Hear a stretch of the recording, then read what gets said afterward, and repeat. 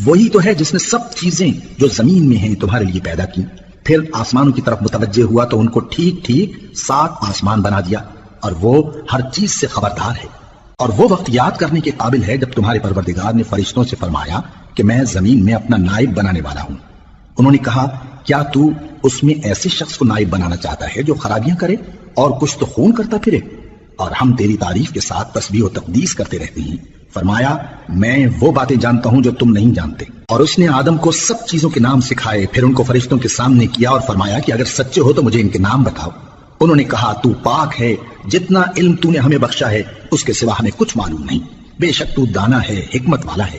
تب اللہ نے آدم کو حکم دیا کہ آدم تم ان کو ان چیزوں کے نام بتاؤ.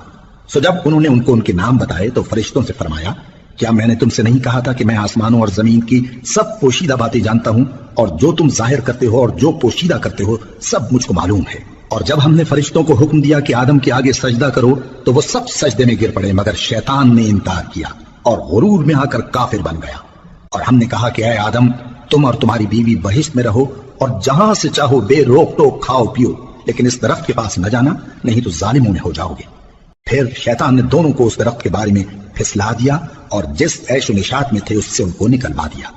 تب ہم نے حکم دیا کہ بہشت بری سے چلے جاؤ، تم ایک دوسرے کے دشمن ہو، اور تمہارے لیے زمین میں ایک وقت تک ٹھکانہ اور معاش مقرر کر دیا گیا ہے. پھر آدم نے اپنے پروردگار سے کچھ کلمات سیکھے اور معافی مانگی تو اس نے ان کا قصور معاف کر دیا. بے شک وہ معاف کرنے والا ہے، بڑا مہربان ہے. ہم نے فرمایا کہ تم سب یہاں سے اتر جاؤ، جب تمہارے پاس میری طرف سے ہدایت پہنچے تو اس کی پیروی کرنا کہ جنہوں نے میری ہدایت کی پیروی کی ان کو نہ کچھ خوف ہوگا اور نہ وہ غمناک ہوں گے، اور جنہوں نے اس کو قبول نہ کیا اور ہماری آیتوں کو جھٹلایا وہ دوزخ میں جانے والے ہیں اور وہ ہمیشہ اس میں رہیں گے. اے آل یعقوب میرے وہ احسان یاد کرو جو میں نے تم پر کیے تھے، اور اس اقرار کو پورا کرو جو تم نے مجھ سے کیا تھا. میں اس اقرار کو پورا کروں گا جو میں نے تم سے کیا تھا، اور مجھی سے ڈرتے رہو. اور جو کتاب میں نے اپنے رسول محمد صلی اللہ علیہ وآلہ وسلم پر نازل کی ہے، جو تمہاری کتاب یعنی تورات کو سچا کہتی ہے، اس پر ایمان لاؤ اور اس سے منکر اول نہ بنو، اور میری آیتوں میں تحریف کر کے ان کے بدلے تھوڑی سی قیمت یعنی دنیاوی منفعت نہ حاصل کرو، اور مجھی سے خوف رکھو، اور حق کو باطل کے ساتھ نہ ملاؤ، اور سچی بات کو جان بوجھ کر نہ چھپاؤ، اور نماز پڑھا کرو اور زکات دیا کرو، اور اللہ کے آگے جھکنے والوں کے ساتھ جھکا کرو.